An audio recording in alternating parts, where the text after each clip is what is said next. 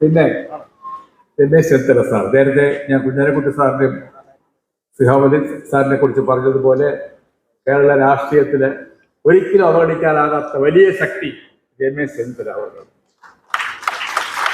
അടുത്ത മുഖ്യമന്ത്രിയായിട്ട് അദ്ദേഹം വെറുതെ എഴുതിയാൽ ആശംസിക്കുകയാണ്. സുനിൽകുമാർ പോയോ?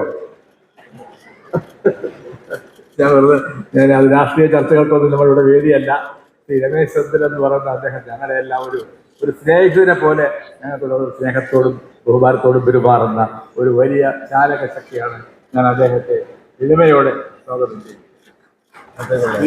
കുമാർ, മാതൃഭൂമിയുടെ മാനേജിംഗ് ഡയറക്ടർ എന്നുള്ളതിലുപരി കേരളത്തിലെ സാമൂഹ്യ രംഗത്ത്, രാഷ്ട്രീയ രംഗത്ത്, കേരളത്തിൻ്റെ സാഹിത്യ രംഗത്ത് എല്ലാം നമുക്കൊരു